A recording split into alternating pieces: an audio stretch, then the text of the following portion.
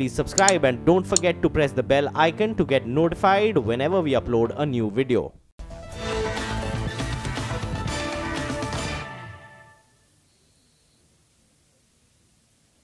आने वाले दिनों में पेट्रोल डीजल में भारी महंगाई के लिए तैयार हो जाइए। ईरान पर अमेरिकी प्रतिबंध के कारण भारत भी ईरान से कच्चे तेल का इंपोर्ट घटाएगा।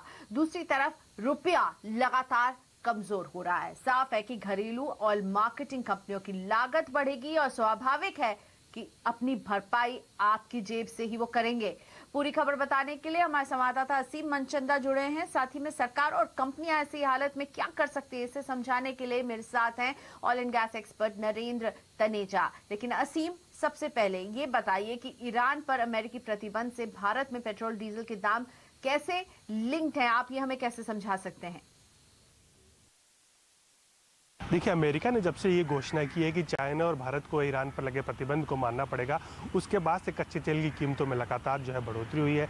$8 के आसपास जिसमें बढ़ोतरी जो है देखने को मिली है। साथ ही साथ रुपये में भी भारी गिरावट जो है वो देखने को मिली है। रुपया जो है $69 रुपये के आसपास डॉलर के मुकाबले जो है वो टच कर गया। तो ऐसे में जो इसका इम्पैक्ट जो है कच्चे तेल की कीमतों पर आना लगभग तय है। इससे पेट्रोल और डीजल की कीमतें जो है आने वाले दिनों में जो है वो भी बढ़ेंगी। पिछले 7 दिनों से जो ऑयल मार्केटिंग कंपनी उन्होंने पेट्रोल और डीजल की कीमतों में कोई बदलाव जो है वो नहीं किया है। अभी कंपनियां वेट एंड वॉच की मोड में है कि आगे क्या होता है, क्या भारत और जो अमेरिका जो है बातचीत कर रहे हैं, इसका हल निकालने की कोशिश कर रहे हैं, तो उसके ऊपर कोई सफलता मिलती है या नहीं मिलती है। अगर लगता है कि हालांकि जो सरकार है उसने ये भी ऑयल मार्केटिंग कंपनियों का है कि आप दूसरे अल्टरनेटिव सोर्स तलाशिए, तो उसकी तैयारी जो है आप अभी से करके रखिए। बातचीत चल रही है, अगर लेकिन बातचीत कहीं भी अगर सफल नहीं होती है तो सीधे सीधे इसका आम उपभोक्ताओं पर सीधा असर पड़ेगा। आने वाले दिनों में पेट्रोल और डीजल की कीमतें जो है वो बढ़ सकती हैं। धन्यवाद असीम। तो साफ तौर पर जो इंडिकेशन मिल रहे हैं वो यही इसी तरफ इशारा कर रहे हैं कि आने वाले समय में पेट्रोल और डीजल आपकी जेब पर भार बढ़ा सकता है। इस पर और विस्तार से बातचीत करने के लिए oil and gas expert Narendra Taneja मेरे साथ जुड़े हैं। तनेजा जी, स्वागत है आपका CNBC आवाज पर। जिस तरह के इंटरनेशनल बाजारों से खबरें आती हुई, यूएस का लगातार प्रेशर कि ईरान से जो है और भी देश, भारत और चीन भी इंपोर्ट में कटौती करें, और ऐसे में भाव फिर से भागने की तैयारी कर रहे हैं। आपको क्या सेंस मिल रहा है, ये कहां तक हम क्रूड को जाते हुए देखेंगे? नहीं, जिस तरह के हालात चल रहे हैं उससे मार्केट में एंग्जाइटी तो है ही है, और जो लोग भी ऑयल को ट्रैक करते हैं वो उनको में भी थोड़ा एंग्जाइटी। हमने देखा कि भाई जब ओपेक की डील हुई थी तो कीमतें थोड़ा नीचे जाना शुरू हुई थी, लेकिन हमने देखा है कि ब्रेंट जो है, जो भारत में बेंचमार्क ब्रेंट हुई होता है, और ब्रेंट जो है वो फिर जो है एक तरफ दोबारा बढ़ना शुरू हो गया है। तो अब हमने ये देखा है कि अमेरिकी राष्ट्रपति ने 2 बार फोन किया है सऊदी अरब के किंग को, और उन्होंने कहा है कि भाई 20 लाख बैरल का उत्पादन अब बढ़ाइए। तो अब वो अगर इराक और सऊदी अरब मिल जाते हैं, रूस मिल जाते हैं, तो 20 लाख बैरल का तेल तो बढ़ सकता है उत्पादन।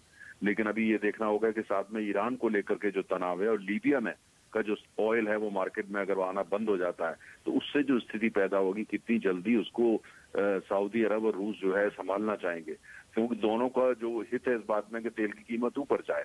अब दबाव उनके ऊपर जरूर है, लेकिन कितना मानेंगे और कितना वो फेक होगा। ये कहेंगे कि हम मान रहे हैं, लेकिन दरअसल वो मानेंगे नहीं उसको, मतलब उत्पादन बढ़ाएंगे नहीं। तो इसी का नतीजा है कि तेल की कीमतें ऊपर जा रही हैं। मुझे ऐसा लगता है कि आने वाले महीनों के अंदर जो तेल है वो दबाव में रहने वाला है। कीमतें जो है वो कहीं ना कहीं $75-80 के बीच में रहने वाली हैं।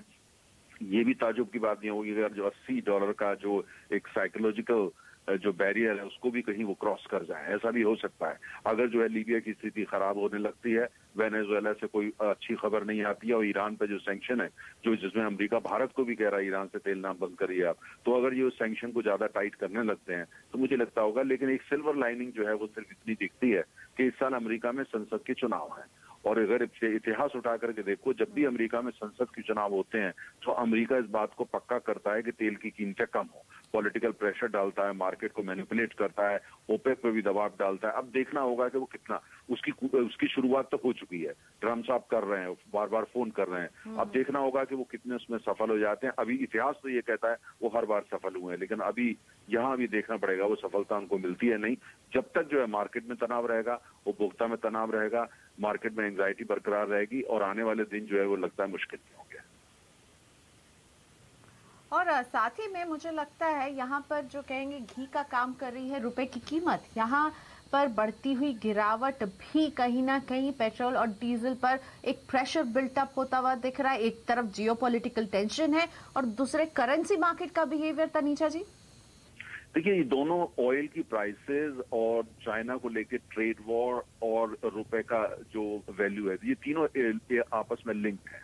हमने ये देखा है कि जो तेल की कीमत होती है और रुपए की क्या कीमत होती है, दोनों का आपस में बिल्कुल जो है काफी क्लोज रिलेशनशिप होती है। अब ट्रेड वॉर जो चाइना को लेकर के हीट जनरेट कर रहा है, वो भी रुपए पे इम्पैक्ट कर रहा है और एशिया की और करेंसीज पे भी कर रहा है। तो मुझे लगता है असली मुद्दा जो ये असली जो खेल होने वाला है वो देखने वाला है कि तेल की कीमत का क्या होता है और अमेरिका और चाइना के बीच में जो टेंशन चल रहा है इसमें क्या होता है। हालांकि उसमें मुझे लगता है कि सिचुएशन आउट ऑफ कंट्रोल नहीं होगी, लेकिन ट्रम्प साहब जो है वो एक साथ कई फ्रंट खोल के बैठ गए हैं। इंडिया के साथ भी उन्होंने नया फ्रंट खोल दिया है। तो ये देखना होगा उसको वो मैनेज कर पाते हैं या इसका नतीजा ये होता है उनकी कोशिश के बावजूद जो है ग्लोबल इकोनॉमी के अंदर जो एक तरह का जो है तूफान पैदा हो जाता है, जो हो रहा है। लेकिन ऑयल की जो कीमतें हैं वो उसमें देखा है, जब भी ट्रेड वॉर हो, ग्लोबल इकोनॉमी में अप्स एंड डाउन हो, तो ऑयल की प्राइसेस पे उसका इम्पैक्ट पड़ता है।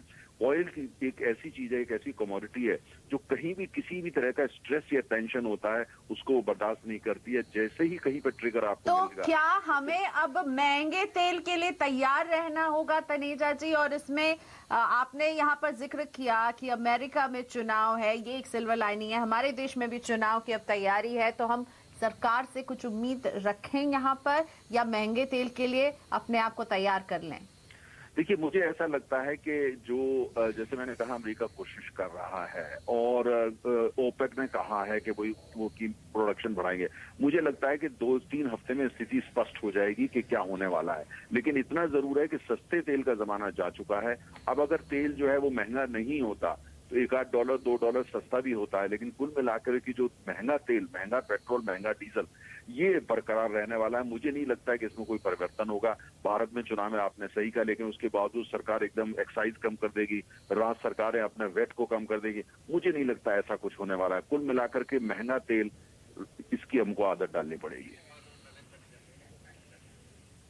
जी धन्यवाद नरेंद्र तनीजा जी, आपने वक्त निकाला और साफ तौर पर नरेंद्र तनीजा जी कहते हुए अब सस्ते तेल का दौर खत्म हो गया है, तैयार हो जाइए महंगे तेल के लिए। असीम, आप भी यही खबर लेकर आए थे कि जियोपॉलिटिकल टेंशन इसी तरफ इशारा कर रहे हैं कि तेल होगा अब महंगा।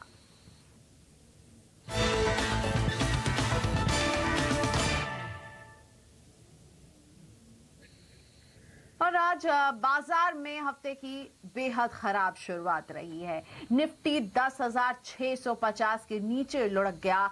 सेंसेक्स में 200 पॉइंट की गिरावट हमने देखी। बैंक निफ्टी और मिड कैप इंडेक्स में बिकवाली ज्यादा रही है। तो बाजार में आज के कारोबार को समझते हैं। हर्षदा सावंत हमारे साथ जुड़ रही हैं बाजार पे बातचीत के लिए। माफ कीजिएगा, हर्षदा की जगह आज हमारा साथ प्रदीप देने वाले हैं। Pradeep ji, good afternoon. हर दिन हर्षदा बताती हैं, लेकिन आज आप हमारे साथ जुड़े हैं, अच्छा लगा। बताइए, आज का दिन बेहद खराब रहा बाजार के लिए। हाँ, अनुमान से ज्यादा खराब रहा, ये कहना चाहिए। सुबह लग रहा था कि बाजार गिरेगा, लेकिन इतना ज्यादा गिरेगा ये नहीं लग रहा था। लेकिन ये गिरने की एक वजह थी। अब देखिए, जिस तरह से एशियन मार्केट्स करीब 2.5% टूट गए, उसका असर हमारे बाजारों पे पड़ना ही था। फिर यूरोप के बाजार काफी ज्यादा टूटे। वहां पर जर्मनी में एक राजनीतिक संकट भी है, एंजेला मर्केल की सरकार गिरने का डर भी पैदा हुआ। इन सारे फैक्टर्स ने मिलकर बाजार को नीचे खींचा और रही सही कसर चीन ने पूरी कर दी। कमोडिटी स्टॉक्स इनकी वजह से टूटते हुए नजर आए। तो इन सब का नेट असर यह हुआ कि अनुमान से कहीं ज्यादा गिरावट निफ्टी, सेंसेक्स, बैंक निफ्टी, इन सभी में हमने आते हुए देखी। लेकिन निचले स्तरों से एक बाउंस भी देखने को मिला है। अब क्या ये बाउंस टिक पाएगा, इस बात पर निर्भर करेगा कि ग्लोबल मार्केट्स क्या करेंगे। लेकिन अगर आप देखें इंडेक्स के लिहाज से दबाव डालने वाले स्टॉक्स की तादाद आज काफी अच्छी खासी थी। अलग अलग सेक्टर्स के कई दिग्गज हेवी वेट्स, और हमने जिस तरह से एचडीएफसी बैंक जैसे दिग्गज स्टॉक्स को टूटते हुए देखा, एनटीपीसी, भारती एयरटेल, इन सब में जिस तरह से तगड़ी गिरावट आई है, ऐसा लगता है कि बड़े पैमाने पर इंस्टीट्यूशंस की या बड़े खिलाड़ियों की सेलिंग देखने को मिली है हमारे बाजारों में। साथ ही साथ जैसे हम चाइना की बात कर रहे थे, तो वहां पे मेटल के दाम कमजोर हुए, मेटल के दाम गिरे हैं कमोडिटी मार्केट में भी, और इसकी वजह से हमने अपने स्टील स्टॉक्स की जमकर पिटाई देखी। तो उनमें Jindal steel, JSW steel, base metal और स्टील दोनों की काफी ज्यादा पिटाई हुई है और ये एक सेक्टर काफी कमजोर हुआ है। पॉजिटिव्स कहां थे? इन्फोसिस ने फिर से नया हाई बनाया, तो एक आईटी एक डिफेंसिव प्ले बना हुआ है।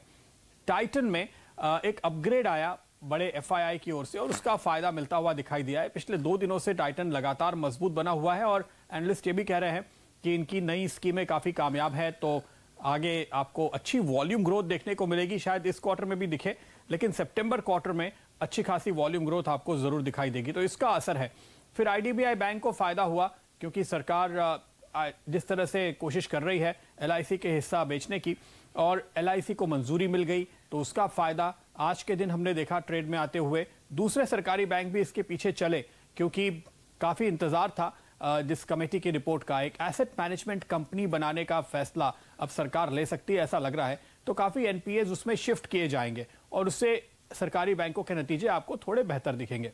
अच्छा, ऑटो नंबर्स पे आज काफी ज्यादा फोकस था, लेकिन हम कह सकते हैं क्लियर वर्डिक्ट है आज का, 2 व्हीलर्स ने बेहतर किया है, तो वहीं फोकस था, वहीं अच्छी खरीदारी हुई। बजाज ऑटो, टीवीएस खासतौर पे लीड करते हुए नजर आए।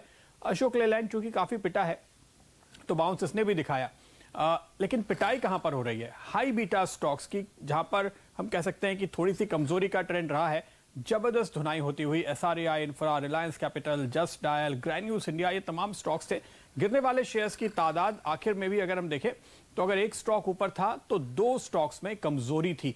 यानी मिड कैप में जो हमें लग रहा था कि शायद पिछले हफ्ते की काफी कमजोरी के बाद अब एक कहीं बॉटम बन रहा है, आज के ट्रेड से ऐसा लगा नहीं कि अब भी मिड कैप पे लोगों का कॉन्फिडेंस है। खरीदार अब भी वहां से नादारद हैं, केवल बहुत अच्छी क्वालिटी के बड़े स्टॉक्स पर ही फोकस पूरी तरह से बना हुआ है खरीदारी के लिए।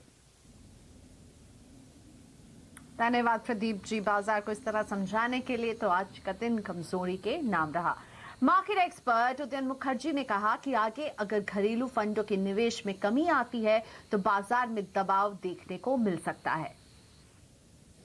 15 से 20% गिरावट बेयर मार्केट के आसपास घुसने वाली बात है। 20% के बाद हम बेयर मार्केट की बात शुरू कर देते हैं। काफ़ी हद तक लार्जर मार्केट, जो 400-500 स्टॉक की मार्केट हम बात करते हैं, वो ऑलरेडी बेयर मार्केट की तरफ बढ़ रहा है, लेकिन निफ्टी ऊपर है। इसका कारण है कि कुछ स्टॉक्स, गिने चुने स्टॉक्स ऊपर हैं और एसआईपीज लगातार चल रहा है। जून में गाड़ियों की बिक्री अच्छी रही। रिसर्च एनालिस्ट सोनम मेहता हमारे साथ जुड़ रही हैं। सोनम, बताइए किन कंपनियों ने जून में बाजी मारी?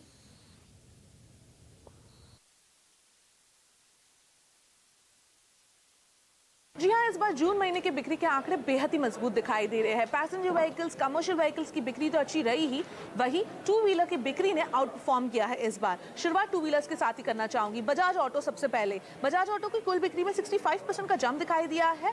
ट्रेंड पिछले कुछ महीनों का बेहद ही मजबूत दिख रहा है, तो बजाज ऑटो ने आउट परफॉर्म किया है। टीवीएस मोटर्स के भी आंकड़े उम्मीद से काफी बेहतर आए हैं। कुल बिक्री में 14% का जंप दिखाई दिया है। आइशर मोटर्स, रॉयल एनफील्ड की बिक्री अब थोड़ी सी सुस्त होती हुई दिखाई दे रही है और इसी के कारण कुल बिक्री में सिर्फ 18% का जंप दिखाई दिया है, जो हमारी उम्मीद से कमजोर है। लेकिन कंपनी की कमर्शियल व्हीकल की बिक्री बेहद ही मजबूत आई है। 63% का जंप कंपनी के कमर्शियल व्हीकल्स की बिक्री में देखने को मिला है। 4 व्हीलर स्पेस में मारुति ने आउटपरफॉर्म डेफिनेटली किया है। कुल बिक्री के आंकड़े हमारे उम्मीद से बेहतर आए हैं, लेकिन ट्रेंड थोड़ा सा कमजोर दिखाई दे रहा है, जहां पे पिछले कुछ महीनों से कंपनी की बिक्री थोड़ी सी कमजोर होती दिखाई दे रही है। लेकिन इस महीने परफॉर्मेंस अच्छा है, जहां पे कुल बिक्री में 36% का जंप दिखाई दिया है। M&M के फ्रंट पे ऑटो और ट्रैक्टर्स दोनों की बिक्री हमारी उम्मीद से बेहतर आई है। ऑटो की बिक्री में 26% का जंप, तो ट्रैक्टर की बिक्री में 22% का जंप दिखाई दिया है। ट्रैक्टर की बात की है तो एस्कॉर्ट्स को नहीं भूलना चाहिए, क्योंकि इसके आंकड़े बेहतरीन दिखाई दे रहे हैं। कुल बिक्री में 73% का जंप आया है और ट्रेंड भी बेहद ही स्ट्रांग है। पिछले कुछ महीनों का ट्रेंड देखें तो इस बार तो कंपनी ने आउट परफॉर्म करता हुआ दिखाई दिया है। टाटा मोटर्स के आंकड़े भी मजबूत होते जा रहे हैं। डोमेस्टिक व्हीकल के फ्रंट पे कंपनी का परफॉर्मेंस मजबूत हो रहा है, खास करके पैसेंजर व्हीकल के फ्रंट पे कुल बिक्री में लगभग 54% का जंप दिखाई दिया है। और आखिर में अशोक लेलैंड, जो कमर्शियल व्हीकल की दिग्गज कंपनी है, इस कंपनी ने कमर्शियल व्हीकल्स की बिक्री के फ्रंट पे आउट परफॉर्म किया है, जिसकी कुल बिक्री में 28% का जंप दिखाई दिया है और ये हमारे उम्मीद से काफी बेहतर है। सो ऑल राउंड जून महीना बेहतरीन रहा है सारे ऑटो कंपनीज के लिए। एक डेफिनेट थम्स अप इन सारी कंपनी। धन्यवाद सोनम इन नंबर्स को हम तक लाने के लिए। आईडीबीआई बैंक में आज तेजी रही है। एलआईसी बैंक में 51% हिस्सेदारी 10,000 करोड़ में खरीद रहा है, मगर अब इस डील पर सवाल उठने लगे हैं। बाजार के जानकार और कंपनियों पर गहरी नजर रखने वाले सरकार के इस फैसले को गलत बता रहे हैं। मार्केट एक्सपर्ट उदयन मुखर्जी ने कहा कि आईडीबीआई बैंक में एलआईसी का हिस्सा लेना एलआईसी के पॉलिसी होल्डर्स के साथ नाइंसाफी है। गवर्नमेंट तो अपना बैलेंस शीट को खराब करके रहेगा, ये लगातार पैसे खराब कंपनीज पे, बैंक जैसे कंपनीज पे डालते हुए, लेकिन वो और एक चीज़ करेगा, वो अपने सारे पीएसयू स्टॉक्स की बैलेंस शीट को तोड़ के रख देगा ये चेक लिखने के चक्कर में। ये ऑयल कंपनीज में देखेंगे एक दूसरे को खरीदने के लिए, ये पावर कंपनीज में देखेंगे, ये अभी एलआईसी के साथ हो रहा है, जिसको गवर्नमेंट बताया कि तू 10,000 करोड़ दे दे और आईडीबीआई को टेम्पोरेली बचा ले। कोई मैनेजमेंट ऐसे एक सिली मिस्टेक कर सकता है? आईडीबीआई बैंक को आज गवर्नमेंट मार्केट के सामने लेके जाता, उसका हाथ एयर इंडिया से भी खराब होता, कोई एक टेंडर भी नहीं डालते, एक बिड भी नहीं डालते। लेकिन एलआईसी गवर्नमेंट कंपनी है, एलआईसी को फोर्सफुली ये करना पड़ा। ये एलआईसी के स्टेक होल्डर्स के लिए एक बहुत बड़ा नाइंसाफी है। जीएसटी को लागू हुए 1 साल हो चुके हैं। अब लोग भी ये उम्मीद कर रहे हैं कि कुछ राहत मिलेगी और सरकार भी कह रही है कि टैक्स कलेक्शन बढ़ रहा है, तो कुछ ना कुछ राहत देंगे जरूर। तो अब आपको क्या अच्छी खबर मिलने वाली है, जानने के लिए देखिए कंज्यूमर अड्डा शाम 5:57 पर।